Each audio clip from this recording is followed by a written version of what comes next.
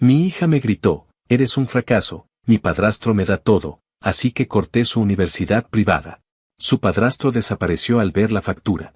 La escuché llorar, papá, ayúdame. Ya era tarde. Nunca pensé que iba a terminar escribiendo algo así, pero llegué a un punto donde o lo saco o reviento. Tengo casi 50 años, vivo en Estados Unidos desde siempre, trabajo en construcción desde que tengo memoria y no soy ningún millonario, pero siempre hice lo que tenía que hacer como padre. Mi hija es mi única hija. Cuando su madre y yo nos divorciamos, ella todavía estaba en secundaria y desde ese día me propuse una cosa muy clara, que nunca pudiera decir que la dejé tirada. Pagué manutención sin retrasarme un solo mes, fui a cada graduación, cada evento, cada llamada a las 3 de la mañana cuando estaba mal. No soy perfecto, pero nunca fui un cabrón ausente. Cuando llegó el momento de la universidad, ella insistió con una privada carísima, de esas que venden la idea de éxito como si fuera una suscripción premium. Yo le dije que no iba a ser fácil, que el dinero no salía del aire, pero aún así acepté. Firmé préstamos a mi nombre, vendí una camioneta vieja que todavía funcionaba, tomé turnos extra, trabajé fines de semana y feriados. Mi cuerpo empezó a pasar factura, pero cada vez que la veía emocionada contando sus clases me tragaba el cansancio y seguía. Todo empezó a irse a la mierda cuando su madre se volvió a casar. El tipo, al que voy a llamar Rick, apareció de la nada con discurso de empresario exitoso, ropa cara y una sonrisa que nunca llegaba a los ojos. Desde el principio me dio mala espina, pero me la guardé porque no era mi lugar opinar. Con el tiempo empecé a notar el cambio en mi hija. Ya no me llamaba para contarme cosas, las visitas se volvieron raras y cuando hablábamos sentía que me hablaba desde arriba, como si yo fuera una molestia. Rick siempre estaba en el fondo, opinando sin que nadie se lo pidiera, soltando frases sobre dinero y éxito como si supiera de qué carajos hablaba. Hace unos meses llegó el golpe final. Yo estaba revisando cuentas y me di cuenta de que el próximo semestre era simplemente imposible de pagar solo. La llamé para explicarle, con calma, que necesitábamos buscar opciones, que quizá tendría que trabajar medio tiempo o considerar un traslado. No le grité, no la ataqué, solo fui honesto. Su reacción fue reírse, una risa seca, y decirme que yo siempre veía problemas donde no los había. En ese momento metió a Rick en la conversación y fue ahí cuando todo explotó. Me dijo, con una tranquilidad que me heló la sangre, que yo era un fracaso, que siempre lo había sido, que Rick sí sabía proveer y que él le daba todo lo que yo nunca pude. Dijo que yo solo estorbaba y que ya no necesitaba mis sacrificios. Colgué sin decir nada más porque si abría la boca iba a decir cosas de las que no había vuelta atrás. Me quedé sentado un buen rato mirando la pared, sintiendo una mezcla de rabia y vergüenza que no sabía ni cómo acomodar. No fue una decisión impulsiva, fue una decisión cansada. Al día siguiente llamé a la universidad y pregunté exactamente qué pasaba si el pago no se hacía. Todo estaba a mi nombre, los préstamos, los acuerdos, cada firma. Cancelé el pago del siguiente semestre. No lo hice para vengarme en caliente, lo hice porque ya no iba a seguir rompiéndome la espalda para que me escupieran en la cara. Rick había prometido, frente a todos, que si yo no podía, él se hacía cargo sin problema. Decía que el dinero no era un tema para él. Pues cuando llegó la factura real, la de verdad, no la de palabra, el tipo desapareció. Literalmente. Cambió de número, cerró redes y se evaporó como humo barato. La universidad no esperó explicaciones ni dramas, simplemente notificó que sin pago no había inscripción. Mi hija me llamó furiosa, llorando, gritándome que cómo había podido hacerle eso. No mencionó ni una sola vez lo que me había dicho antes. Ni una disculpa, ni una pizca de vergüenza. Ahora todos me pintan como el villano. Su madre dice que arruiné el futuro de nuestra hija, familiares me escriben diciendo que uno como padre tiene que aguantar todo. Nadie parece recordar que durante años sí aguanté todo. Lo que no voy a aguantar es que me llamen fracaso mientras me usan de cajero automático. No sé si hice lo correcto, pero si sé una cosa, no iba a seguir financiando mi propio desprecio. Actualización 1. Pasaron unas 3 semanas desde que cancelé el pago y, aunque sabía que algo iba a estallar tarde o temprano, no imaginaba que el desastre iba a llegar tan rápido y de una forma tan cruda. Una mañana, mientras estaba en el trabajo, mi teléfono empezó a vibrar sin parar dentro del bolsillo. Al principio pensé que era una de esas notificaciones molestas o algún mensaje del contratista. Pero cuando vi el nombre de mi hija en la pantalla sentí ese jalón en el estómago que solo te da la familia cuando algo viene mal. No contesté porque estaba manejando maquinaria, pero cuando paré para tomar agua, escuché los mensajes de voz que me había dejado. Se escuchaba agitada, como si hubiera corrido, y me decía que tenía que llamarla urgente porque la universidad le había avisado que su inscripción estaba suspendida por falta de pago. En sus palabras había rabia, pero también algo que no había escuchado en mucho tiempo, miedo. No respondí de inmediato. No por venganza ni por hacerla sufrir, sino porque quería pensar antes de hablar y no ondear otra vez en ese intercambio de insultos que habíamos tenido semanas atrás. Mientras procesaba cada palabra, me llamó su madre. Ella no dejó ni que yo dijera hola y empezó a soltar todo lo que se le venía a la cabeza. Decía que yo había destruido el futuro de nuestra hija, que no tenía derecho a dejarla así, que qué tipo de padre actuaba de esa forma. Me acusó de actuar por capricho, de estar celoso del famoso Rick y de querer sabotear la vida de mi propia hija solo porque me sentía desplazado. Yo mantuve la calma hasta donde pude, pero hubo un momento en que le dije que si tanto le importaba el futuro de nuestra hija, habría sido buena idea asegurarse de que el hombre con el que se casó no fuera un fantasma con traje caro. Ella respondió que yo siempre había sido mediocre, que Rick al menos tenía visión y que por eso él había sido mejor influencia para mi hija que yo. Colgué antes de decir algo de lo que no pudiera regresar. Unos días después, un amigo de un amigo que trabaja en esa misma universidad me escribió para preguntarme si todo estaba bien. Él sabía que yo pagaba la colegiatura y, sin querer meterse demasiado, me contó que la administración había intentado contactar al nuevo tutor financiero, es decir, Rick. Según él, Rick no contestó ni una sola llamada y cuando finalmente lograron que alguien de su supuesto trabajo atendiera, esa persona dijo que ya no estaba allí, que había dejado el puesto hacía tiempo. Básicamente, Rick no existía en ningún lado donde importara. La universidad trató de darle un periodo de gracia a mi hija, pero sin un plan de pago nuevo no había nada que hacer. El proceso fue tan frío como cualquier trámite burocrático, si no pagas, quedas fuera. Así de simple. Mi hija me mandó un mensaje largo la noche que la universidad la dio oficialmente de baja. No me insultó, lo que me sorprendió, pero sí me culpó de haberla dejado en una situación humillante. Me dijo que la habían llamado a la oficina de administración frente a otros estudiantes y que la persona encargada le explicó con voz neutra que no podía seguir asistiendo clases. Me contó que tuvo que caminar frente a compañeros que la miraban sin entender qué pasaba, que una profesora incluso le preguntó si estaba bien y ella solo salió corriendo porque no sabía qué decir. Decía que yo había roto su vida y que nunca iba a perdonarme.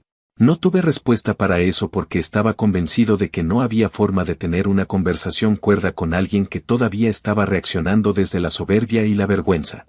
Casi al mismo tiempo, empecé a recibir mensajes de familiares que no hablaban conmigo desde hacía años. De repente todos tenían opiniones muy firmes sobre mi paternidad. Un primo de mi exesposa me escribió un párrafo enorme donde decía que un padre verdadero sacrifica todo sin esperar nada a cambio, que la educación de los hijos está por encima del orgullo masculino y que yo había elegido ganar en lugar de ayudar. Otro pariente me dijo que había escuchado que yo le quité de golpe sus estudios solo porque no quería que Rick la ayudara, como si yo hubiera actuado por competencia y no por supervivencia emocional. Ni uno solo de ellos preguntó cómo estaba yo, cómo afectaba esto mi vida, cuánto tiempo llevaba trabajando más de lo humanamente razonable para cubrir facturas que no eran sostenibles. Durante esa semana se empezó a destapar lo que yo sospechaba desde hacía mucho pero no tenía pruebas. Un conocido del vecindario donde vive mi exesposa me contó que Rick había dejado de aparecer por la casa. Primero dijo que tenía viajes de negocios, luego que estaba revisando un proyecto fuera del estado, luego simplemente dejó de dar explicaciones. Al parecer dejó de pagar varias cuentas, incluyendo gastos que había dicho que él cubriría sin problemas. Incluso hubo un día en que un cobrador llegó a la puerta a preguntar por él y mi exesposa terminó gritándole al pobre hombre que ella no sabía nada, aunque todos en la calle lo escucharon. Poco después, Rick dejó sus cosas tiradas en una bodega y se largó. Nadie sabe a dónde. No contesta mensajes, no aparece en redes. Nada. Yo me enteré de esto no por mi hija ni por su mamá, sino porque vivo en un pueblo donde la gente habla.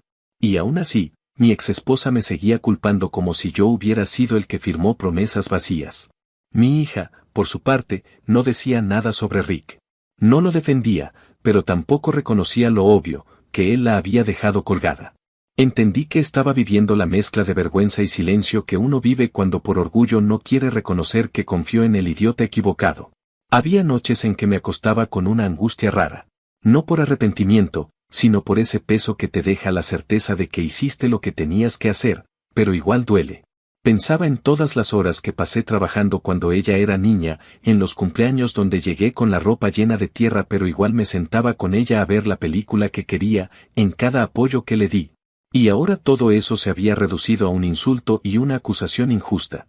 Me costó aceptar que parte de crecer como padre también es dejar que tus hijos cometan errores estúpidos, incluso cuando esos errores los hacen caer desde muy alto.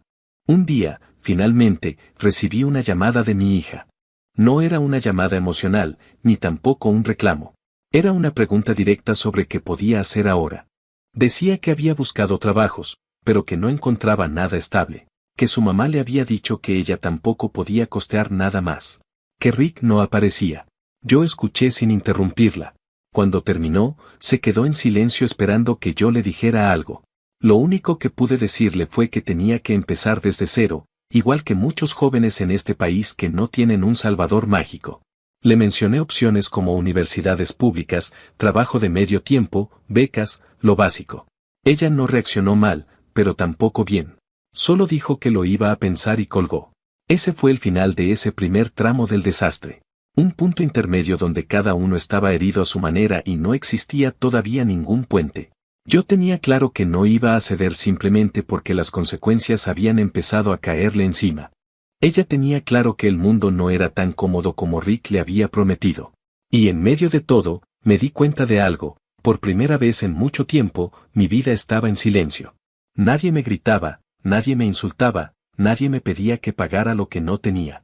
Y aunque no era felicidad, era paz, una paz áspera pero necesaria, esa que te da espacio para ver con claridad lo que antes preferías ignorar. Actualización 2. Pasaron alrededor de 4 meses desde que la universidad la dio de baja. Fue un tiempo extraño, porque aunque ya no había discusiones ni llamadas llenas de reproches, tampoco había una reconciliación real. Era como si ambos estuviéramos caminando alrededor de los restos de una explosión, cada uno observando su parte del desastre sin acercarse demasiado al otro. Yo seguí con mi rutina de trabajo, tratando de mantener la calma y de no pensar demasiado en lo que había pasado, pero inevitablemente me enteraba por terceros de cómo iban las cosas del otro lado. En un pueblo pequeño, la información circula más rápido que uno, y cuando se trata de problemas ajenos, la gente parece tener una habilidad especial para conectarlo todo. Supe que mi hija había conseguido empleo en una cafetería que no queda muy lejos de donde vive su mamá. No era un trabajo glamuroso ni particularmente bien pagado, pero al menos era algo estable dentro de lo que cabe. Según me contaron, trabajaba casi siempre en el turno de la tarde y parte de la noche, limpiando mesas, atendiendo a clientes que no siempre tenían modales y aprendiéndose las recetas de bebidas que nunca había necesitado saber. Hubo un comentario que escuché más de una vez, que se le notaba cansada, como si estuviera cargando más peso del que físicamente podía sostener. No supe si eso era una exageración o una observación sincera, pero sí me golpeó escucharla de boca de varias personas. Uno nunca deja de ser padre, incluso cuando la relación está congelada. Mientras tanto, la historia de Rick siguió enredándose. Nadie sabía nada de él, pero poco a poco fueron apareciendo señales de que su desaparición no era solo un abandono emocional o una huida por vergüenza, sino algo más turbio. Un vecino me dijo que antes de irse había entrado gente a buscarlo porque debía dinero. Otro aseguró que lo vieron discutiendo con alguien en un estacionamiento, como si estuviera tratando de convencer a un tipo de que le diera más tiempo para pagar. Después escuché que había gente preguntando por él en distintos negocios del área, todos con el mismo patrón, buscaban a un hombre que prometió inversiones, préstamos, oportunidades, y al final no cumplió nada. Cada versión sonaba como un eco de la otra, todas apuntando a lo mismo. Rick no era un empresario, ni un hombre con visión, ni un proveedor generoso. Era un charlatán que se movía de lugar en lugar aprovechándose de quien pudiera. A pesar de eso, yo no dije nada.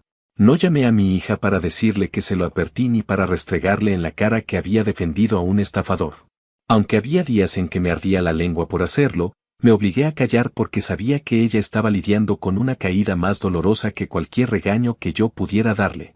Cuando uno siente que eligió al hombre correcto y resulta ser un engaño, La humillación no la arregla ninguna frase de consuelo y mucho menos un te lo dije. Así que dejé que el tiempo hiciera su parte. Con el pasar de las semanas también supe que las cosas en la casa de su madre no estaban nada bien. Parece que Rick había dejado deudas no solo con negocios, sino también con ella. Contaban que habían llegado facturas que él decía tener bajo control, que algunos pagos que él se comprometió a cubrir nunca se hicieron y que incluso había usado la dirección de la casa para abrir cuentas que después abandonó. Mi exesposa pasó del enojo conmigo a tener que enfrentarse ella sola a la gente que Rick había manipulado. Lo triste es que incluso en medio de ese caos, ella nunca me llamó para reconocer nada, ni para admitir que había cometido un error al creer en él. Prefería mantener la narrativa de que todo lo malo que pasaba era consecuencia de mi decisión de dejar de pagar. Aún así, no me sorprendió. Ella siempre tuvo una habilidad para culpar hacia afuera y evitar mirarse en el espejo.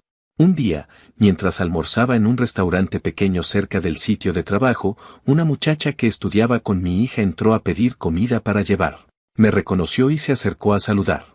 Después de un par de frases cordiales, bajó un poco la voz y me dijo que había visto a mi hija unos días antes. Me contó que la chica parecía diferente, más callada, sin la actitud altiva que solía tener cuando hablaban de la universidad o de Rick. Dijo que parecía estar tragándose el orgullo para poder seguir adelante.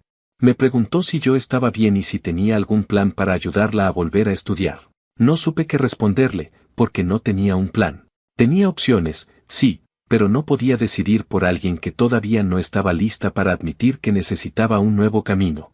Cerca del final del cuarto mes fue cuando recibí el mensaje que marcó el inicio de un cambio real. Esa tarde estaba sentado en la sala, cansado y con los pies adoloridos después de un turno demasiado largo, cuando mi teléfono vibró con un mensaje de ella. No era un insulto, ni un reclamo, ni un ataque pasivo. Era una pregunta simple y directa. Quería saber si yo creía que sería posible entrar a una universidad pública o a un community college y si había becas o ayuda financiera para alguien en su situación. Me quedé mirando el mensaje más tiempo del necesario, no porque no supiera qué responder, sino porque me costaba creer que por fin estaba asomándose algo diferente en su tono. Le contesté con calma, dándole información concreta y clara, sin sermones ni reproches. A los pocos minutos me escribió de vuelta, agradeciéndome la explicación. Esa noche me costó dormir. No porque estuviera preocupado, sino porque sentí algo que no había sentido desde mucho antes de todo el conflicto. Sentí un leve alivio, una pequeña luz entre tanta oscuridad. No era una reconciliación, ni una solución completa, ni el regreso a una relación perfecta. Era solo un paso, un movimiento mínimo hacia una dirección más sana. Para mí, eso era suficiente. Poco tiempo después me enteré de que había decidido seguir trabajando mientras revisaba opciones educativas. Había empezado a ahorrar lo que podía, incluso si era poco, y se había alejado completamente de cualquier vínculo con Rick. Según contaron, había tenido una última conversación con su madre en la que aceptó que el tipo la había usado y que confiar en él había sido un error costoso. No la escuché decirlo de primera mano, pero saberlo me hizo sentir una mezcla de tristeza y respeto. Tristeza porque es duro ver caer a tu hijo en una realidad así, y respeto porque al menos estaba enfrentándola sin esconderse detrás de excusas. Ese fue el cierre de ese segundo tramo de la historia. Un cierre sin explosiones, sin dramatismos, sin discursos emocionales. Una etapa donde todos estaban intentando sobrevivir a su manera, donde el daño estaba hecho, pero también donde empezaban a aparecer pequeñas señales de madurez, incluso entre los restos de tantos errores. Yo no sabía todavía qué tipo de relación tendríamos en el futuro, pero por primera vez desde que todo empezó, dejé de sentirme un hombre derrotado. Empecé a sentirme un padre que había hecho lo necesario, aun cuando lo necesario doliera. Y aunque todavía faltaba mucho camino, el silencio ya no se sentía como distancia, sino como espacio para respirar. Actualización final. Pasó alrededor de un año desde que todo se vino abajo. Un año completo en el que la vida siguió moviéndose, aunque cada uno lo hiciera desde su propio rincón y con un peso distinto en la espalda. Yo seguí trabajando donde siempre, sin grandes cambios, pero con una calma a la que no estaba acostumbrado. No era felicidad, pero era estabilidad, esa sensación de que por fin nadie me estaba arrancando el alma a pedazos cada mes con facturas imposibles de pagar o con insultos disfrazados de exigencias. Durante ese tiempo me concentré en reconstruir lo mío, en ahorrar aunque fuera poco, en descansar más, en no cargar responsabilidades que ya no eran mías. Y al mismo tiempo, sin proponérmelo, empecé a ver mi vida sin el filtro de padre desesperado por ser suficiente.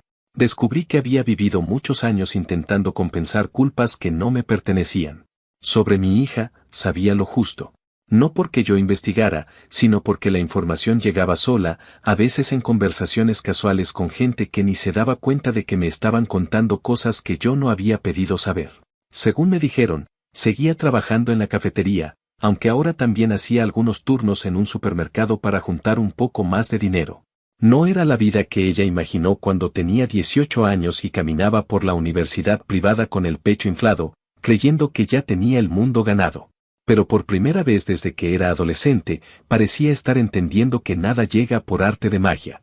También me enteré de que había asistido a charlas de admisión en un community college y que estaba averiguando qué materias podía retomar sin perder más tiempo. Era un proceso lento, lleno de tropiezos, pero al menos era un camino real. Ya no vivía en el aire del que la había convencido Rick. En cuanto a Rick, no volvió a aparecer. Hubo rumores de que lo habían visto en otro estado, trabajando con otro nombre, metido en otro tipo de estafas, pero nunca nada confirmado. Lo único claro era que su paso por nuestras vidas había sido un huracán de mentiras, deudas y promesas vacías. A veces me preguntaba si mi hija, en sus momentos más silenciosos, se daba cuenta de que ese hombre la había usado, no porque fuera especial, sino porque era joven, vulnerable y necesitaba creer en algo que la hiciera sentir superior a los demás. Nunca supe qué tan profundo le caló esa revelación, pero sí entendí que por culpa de él ella tuvo que aprender la lección más dura de todas, que confiar en el encanto de un embustero te puede dejar sin nada, incluso sin tu respeto propio. La comunicación entre mi hija y yo fue, durante ese año, limitada pero menos agresiva. A veces me escribía para preguntar cosas puntuales sobre impuestos, becas, currículums o trámites. Yo respondía sin adornos, sin sermones, sin insertar mis opiniones sobre lo que había pasado. Era como si estuviéramos construyendo una especie de puente pequeño, uno muy frágil todavía, que se sostenía únicamente por la voluntad de no destruirlo otra vez. Aún así, había distancia. Había silencio. Había cosas que ninguno de los dos estaba listo para decirle al otro. Y entonces llegó la madrugada que cambió todo. Era algo así como las 2 pasadas cuando sonó mi teléfono. A esa hora uno siempre piensa lo peor, y por un segundo creí que se trataba de un accidente o de una emergencia grave. Al ver su nombre en la pantalla, sentí una punzada de preocupación mezclada con ese instinto antiguo que nunca se borra, el de padre que corre antes de pensar. Contesté y al principio no escuché nada. Solo respiración entrecortada. Después, finalmente, su voz. Dijo algo como que no sabía qué hacer, que llevaba meses intentando mantenerlo todo junto, que sentía que la vida se le estaba desmoronando otra vez y que no podía más. Me dijo que se sentía sola, que su madre estaba lidiando con sus propias deudas y que no quería cargarla. Me confesó que había tenido una crisis en el trabajo y casi la despiden porque se quebró frente a un cliente. Lo dijo como si estuviera pidiendo perdón por existir. Yo escuché sin interrumpirla, algo que no había podido hacer la última vez que hablamos así. Escuché cómo su voz se hacía más pequeña y cómo, entre llanto, decía que necesitaba ayuda. No era la ayuda que me exigía antes, esa que venía acompañada de insultos y de un sentido de superioridad absurdo. Esta vez era otra cosa. Era la voz de alguien que por fin entendía que no podía seguir fingiendo que todo estaba bajo control. Y ahí, en medio de su llanto, me dijo una frase que me dejó quieto, que había pensado tanto en llamarme, que tenía miedo de que yo no quisiera saber nada, que temía estar sola porque por primera vez en su vida se daba cuenta de cuánto daño nos había hecho a ambos. Respondí con la calma que pude encontrar. Le dije que no estaba sola, pero que tenía que entender que la ayuda que yo podía darle ahora no era la misma de antes. No iba a rescatarla como si fuera una niña, no iba a tomar decisiones por ella ni cargar con responsabilidades que ya no eran mías. Le expliqué que estaba dispuesto a apoyarla si aceptaba ciertas condiciones, no para controlarla, sino para evitar repetir el desastre que habíamos vivido. Le dije que si quería estudiar, yo la ayudaría a entrar a una institución pública, pero ella tenía que trabajar y cubrir parte de sus gastos. Le dije que si quería vivir sola, tendría que hacerlo dentro de sus posibilidades reales. Le dije, sin rodeos, que el respeto no era negociable, que no iba a aceptar volver a ser un blanco fácil de su frustración. Ella no discutió ni intentó negociar. Solo dijo que aceptaba. No sé si era resignación o madurez, pero por primera vez la escuché hablar sin arrogancia. Me pidió que la acompañara a revisar opciones cuando amaneciera y que necesitaba dormir un poco porque llevaba horas llorando. Antes de colgar, me dijo algo que no esperaba escuchar nunca, que estaba arrepentida. No un arrepentimiento superficial, sino uno que venía de un año entero de haberse estrellado contra la realidad. Dijo que ojalá hubiera escuchado antes, que ojalá no hubiera confiado en alguien que no valía nada y que, aunque yo no necesitara escucharlo, lo iba a decir igual, que yo no era un fracaso, que ella había sido injusta, cruel y ciega. Esa madrugada no pude volver a dormir. No porque estuviera preocupado, sino porque sentía una mezcla de alivio, tristeza y algo parecido a cierre. Me di cuenta de que mi hija no había tocado fondo solo por la universidad o por el dinero, sino porque su identidad entera se había construido alrededor de la idea de que merecía cosas que nunca había tenido que ganarse. Y perderlo todo la obligó a mirarse de frente. Yo no la salvé. La vida lo hizo, con todas sus caídas. En las semanas siguientes empezamos a ver opciones educativas. Entramos a páginas web, revisamos requisitos, investigamos becas, hablamos con un consejero académico. Ella se mostró dispuesta a hacer el trabajo, no a esperar resultados mágicos. Consiguió un pequeño departamento compartido cerca de su trabajo, empezó a ahorrar de forma más responsable y dejó de alardear sobre cosas que no podía sostener. Ya no hablaba como si estuviera por encima del mundo. Ahora hablaba como alguien que quería reconstruirse desde lo que sí tenía. Yo también cambié. Dejé de intentar compensar errores que no eran míos. Dejé de pensar en mí mismo como un padre fallido. Me di cuenta de que enseñar a un hijo también implica poner límites, incluso cuando duele. Y cuando ella me llamó aquella madrugada, no lo hizo porque yo fuera un salvavidas, sino porque entendió que el único que siempre estuvo, incluso cuando ella no lo veía, era yo. Ese fue el cierre real de todo esto. No un final perfecto ni una reconciliación de película, sino un acuerdo silencioso entre dos personas que por fin aceptaron quiénes eran y qué lugar ocupaban en la vida del otro. Yo ya no cargaba la culpa. Ella ya no cargaba la soberbia. Y aunque tomará tiempo construir algo sólido, al menos ahora el camino es distinto. Ya no desde la exigencia ni desde la ilusión, sino desde la verdad. Y en esa verdad, aunque sea dura, por primera vez en mucho tiempo, ambos encontramos un lugar donde respirar.